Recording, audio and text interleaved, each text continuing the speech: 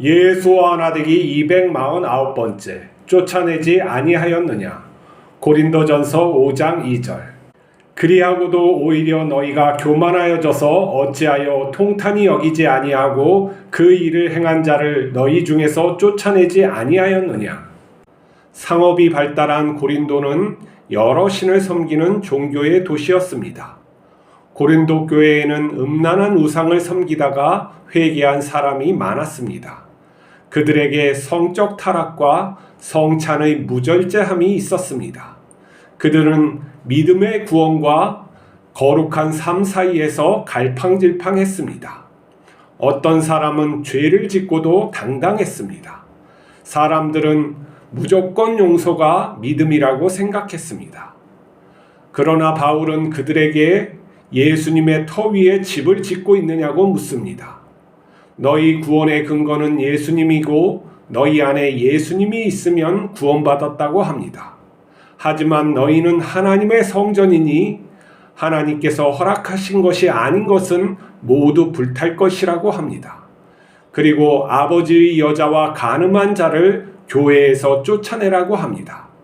그는 하나님께서 받으셨으면 구원하실 것이라고 합니다.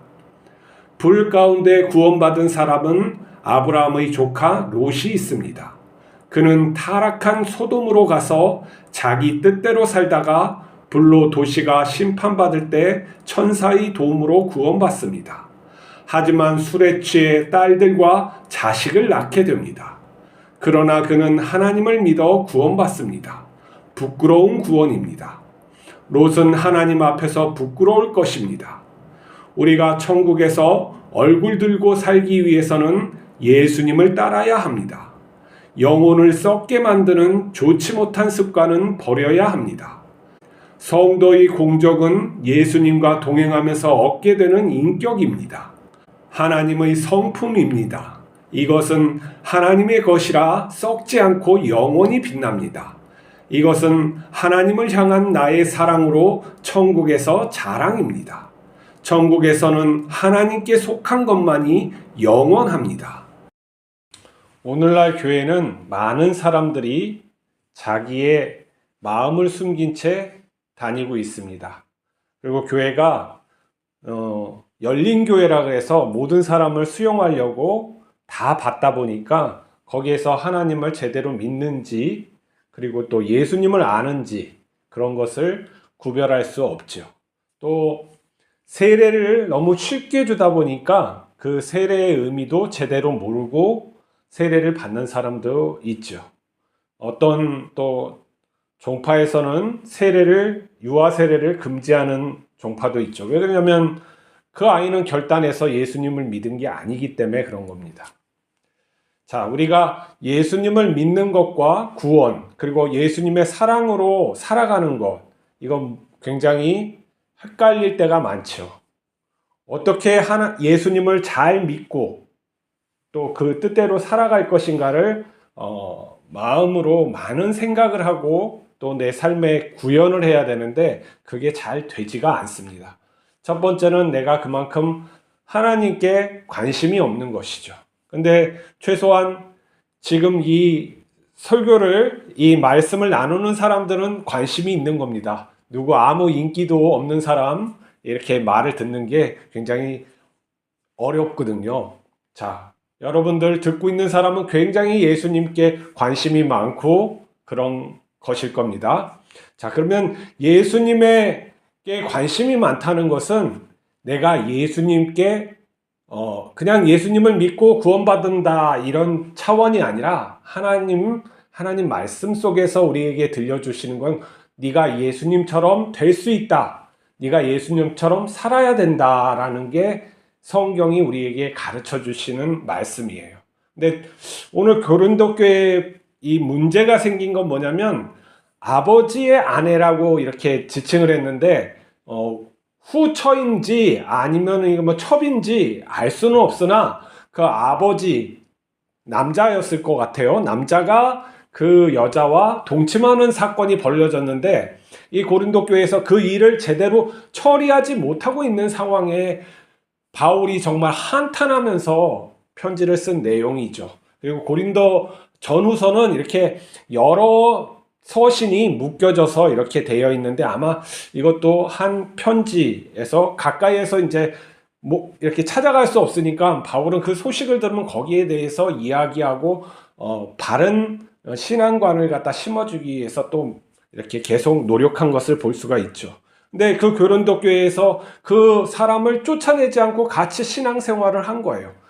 그 배경에는 고린도 교회가 상업으로 굉장히 부유하게 살고 또 여러 종교들이 있고 그 종교에서는 여신을 섬기는 그런 종교가 번성했는데 거기에 보면 온갖 음란한 행동을 하면서 풍요를 기원하는 일종의 뭐 사창가 역할도 그 당시에 이런 종교들이 하고 있었어요. 그러니까 얼마나 그 고린도 교회의 기본적인 윤리의식이 다운되어 있고 성적인 문란이 얼마나 많았겠어요. 그렇죠? 그런 것을 딱 보면서 바울이 참 답답한 거죠. 왜냐하면 너희들 내가 예수님을 갖다가 전하면서 내 삶을 보여주고 또 예수님을 따라 살라고 했는데 너희의 행실은 그렇지 못한다 하는 거예요. 그리고 그 행실을 뿐만 아니라 그렇게 죄짓고 사는 사람을 갖다가 이 교회에 그냥 두고 있는 그 꼴이 너무나도 신앙적으로 잘못됐다는 거죠. 마치 복음으로 믿으면 구원받는다 하는 것을 갖다가 쇠뇌처럼 잘못 믿음 만능주의적인 그런 생각에 딱 사로잡혀가지고 믿으면은 용서도 받는 거 아닙니까? 저 사람은 죄를 졌는데 용서받은 회개합니다. 그러니까 용서해줘야 되지 않습니까? 하는 그런 잘못된 생각을 가지고 있는 것이죠. 우리가 용서를 해주되 과정이 있는 거예요. 그러니까 교회가 지금 뭐 동성연애자든 아니면 음란한 뭐 많은 것들을 하는 사람들이 구분할 수도 없죠. 어떻게 옛날에는 세례를 줄 때 3년간 그 사람을 교육시키고 행동이 바른지 아닌지 그런 것들 다 점검하면서 네가 예수로 살겠느냐 아니면 그렇지 않으면 이 세례라는 건 네가 죽고 예수를 따라서 사는 거다 하고 이렇게 결단하고 그것을 갖다 다짐받고 약속받고 했는데 그러한 것들이 과정이 없었다는 거죠.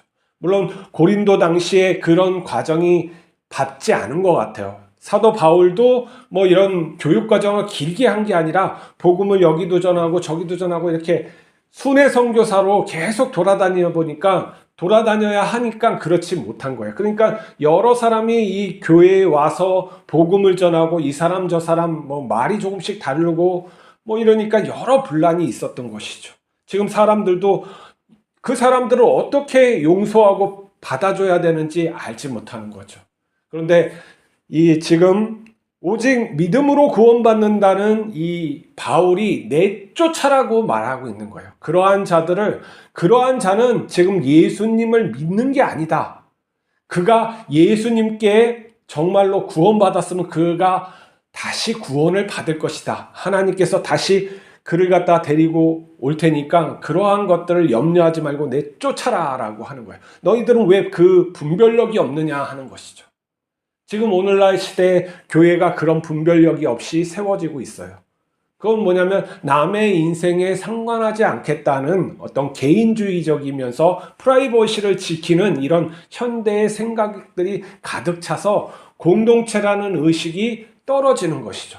한 사람의 어떤 잘못된 것을 갖다 받아들였을 때 내 생각이 무너지고 그리스도를 향한 성결한 삶이 무너진다는 걸 깨닫지 못하는 거예요. 우상 좀 섬기면 어때요? 뭐 재미로 보는 건데 손금 좀 보면 어때요? 이러한 것들이 하나 들어오죠? 저 사람 것도 좀 들어와야 되죠? 뭐 좀 우상 섬기는 기업에서 물건 사면 좀 어때? 그 커피숍에 가서 좀 마시면 어때? 이건 그냥 물건인데 내가 알고 있으면서 하면은 문제가 되는 거예요. 또 사도 바울은 모든 것이 자유하나 다 유익한 게 아니라고 하는 거예요. 성숙될수록 어떤 것이 분별하는 건 지혜가 있어야 되는데 지혜가 안 자라는 거죠. 왜 안 자라요? 배우지 않아서 하나님의 말씀을 또 배우지 않아서 안 자라는 것도 있고 내가 예수님을 제대로 따르려고 하는 의지가 또 없어서 그런 거예요. 세례라는 건 물과 성령으로 세례를 받는다는, 물이라는 건 내가 죽는 삶을 계속 말하는 것인데, 그리고 성령은 예수님의 영으로 살아가는 것을 말하는데, 이게 끊임없이 내 삶에서 역동적으로 계속 일구어 나가야 되는데 그렇지 못하는 것이죠. 이게 남의 말을 또 잘 안 듣는 사람이 있어요. 특히 하나님의 말씀을 갖다가 흘려듣는 사람이 있어요. 아무리 목사가 많은 고민을 하고 기도하고 말씀을 갖다 준비해서 해도 안 듣는 사람들이 있어요. 그냥 내 삶과 아무 상관이 없이 교회만 딱 나가면 내 의식을 가지고 그냥 내 멋대로 살아가는 거예요. 그러면서 문제가 있는 것이죠. 내 마음이 변하지 않으니까 눌려서 사는 거예요. 이쪽에도 치우치고 저같이 해도 맞나 이같이 해도 맞나, 이 갈팡질팡하면서 사는 거예요. 고린도 교회하고 별반 다르지 않는 그러한 삶을 살아가는 거죠. 근데 그렇게 살지 말라고 하는 거예요. 그냥 쫓아내라는 거예요. 근데 쫓아내지 못하죠. 숫자가 아까우니까 한 사람이라도 더 구원 받아야 된다는 의식을 가지고 있으면서 말씀을 갖다가 정확히 전하지 못하니까, 누구든지 위안받고 많은 사람들이 오고 그 사람이 많이 해야지 화목하고 그 사람들이 또 봉사하고 헌금 내야지 교회가 돌아가니까 그 성결한 모습이 없어졌다는 것이죠. 근데 우리가 다 죽어요. 모든 사람이 죽고, 믿음에 따라서, 믿음 없는 사람은 뭐 그걸로 끝이 다 가겠지만 믿음에 따라서 하나님 앞에 쓰는 거예요. 그 내가 어떠한 공적을 가지고 어떠한 예수님 앞에 어떠한 내 삶을 살았느냐를 가지고 살아가는 거예요. 그게 왜 중요하냐면 내가 예수님을 닮고 사랑한다는 표현이기 때문에 그러는 거예요. 내가 예수님을 사랑하기 때문에 내가 전도하고, 내가 예수님을 사랑하기 때문에 봉사하고, 뭐 이러한 것들을 갖다가 하는, 내가 하나님의 감사하고 사랑하는 표현이 내 신앙생활인데, 그것도 아무것도 없이 하나님을 만나면 얼마나 내 마음이 허전하고 뭐 그러겠어요. 무슨 뭐 예수님 이렇게 난 예수 믿어요 하면서 그냥 그대로 구원받는 거예요. 내용이 없이, 아무것도 없이 그 속에 빈 내용으로. 그게 무슨 삶이에요. 우리의 삶은 역동적인 거잖아요. 흘러가는 거면서 축적되면서 내가 변하면서 그런 게 내 삶인데, 그 변함없이 아무것도 없는 그냥 한 줄의 개념으로 내가 하나님 앞에 가요? 무슨 뭐 어떤 마음도 없이, 감정도 없이, 어떤 영적인 그런 것도 없이, 그런 건 아닐 거란 말이죠. 그거는 허무한 것이지 어떤 하나님을 믿는다는 그 교감, 그리고 이 더불어 살아가는 교제가 아닌 것이죠. 우리가 단순히 뭐 그냥 그 사람 알아요, 그걸로 우리가 아는 거예요. 교제를 하고 그 속을 알아가야 되는 것이죠. 그것이 남지 않으면은 헛된 거예요. 롯이 구원받았다고 성경에서는 분명히 말을 해줘요. 하나님을 믿었기 때문에 그가 구원받았다고 얘기를 해요. 근데 그의 삶은 어때요?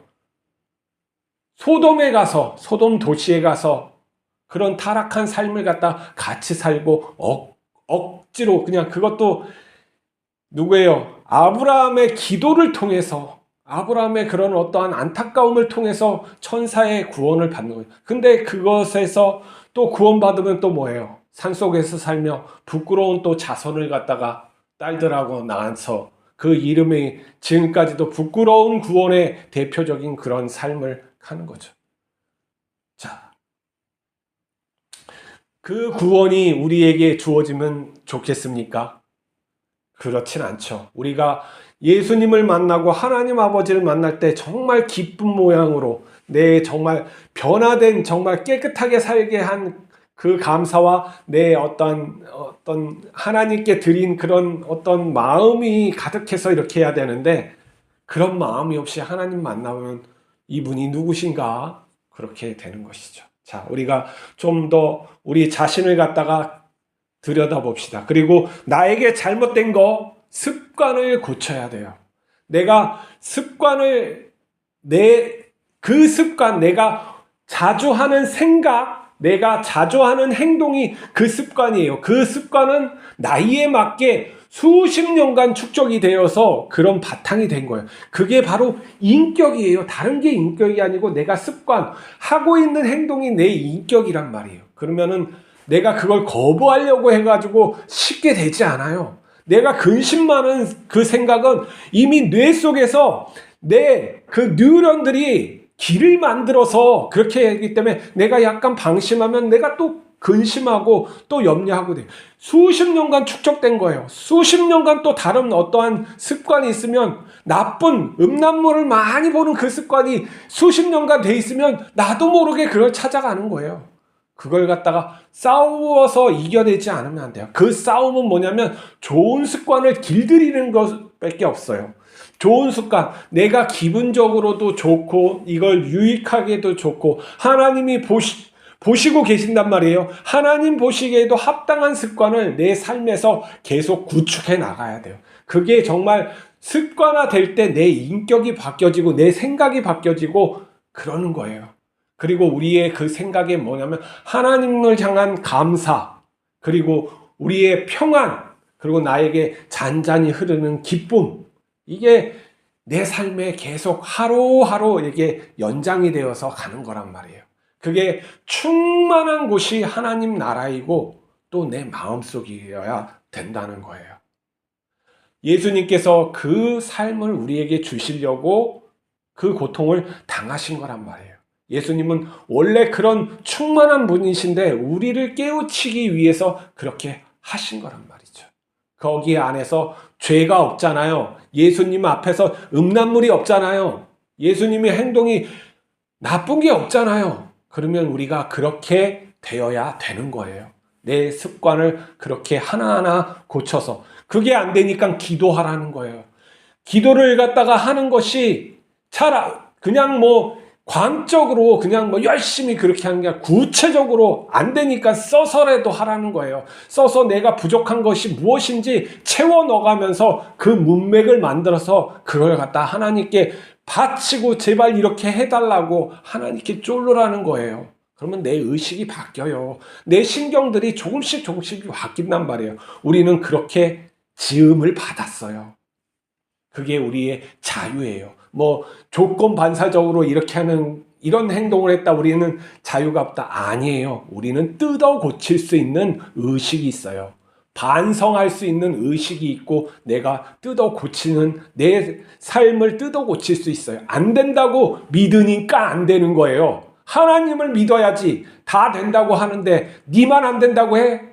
그건 네가 믿는 거지. 네 신이지. 네 자아가 네 신이란 말이야. 깨우쳐야 돼요. 다 된다. 80 먹어도 90 먹어도 뇌가 바뀔 수 있어요. 내가 안 된다고 하니까 내가 포기하니까 그러는 거예요. 하나님을 믿고 된다고 하는 쪽에 서서 내가 오늘도 살아가면 돼요. 그리고 내 삶을 바꾸고 싶고 내가 희망하는 그 삶을 살고 싶으면 그걸 따라가야 되는 게 맞는 것이죠. 우리가 그 죄, 불신 이걸 버리는 오늘 하루가 됩시다. 기도하시겠습니다. 거룩하신 하나님 아버지, 우리가 하나님을 믿고 있는지 다시금 되새길 수 있게 하여 주시옵소서. 내가 안 되고 내가 이런 인간이라고 하는 거 다 버리게 하여 주시고 물속에서 내가 죽은 그 세례의 의미를 다시 생각하고 하나님만을 믿고 오늘을 살아갈 수 있게 하여 주시고 좋은 습관 가질 수 있도록 지혜를 주시고 또 힘있게 달려갈 수 있도록 우리를 붙들어 주시옵소서. 우리 주 예수 그리스도 이름으로 기도하옵나이다. 아멘.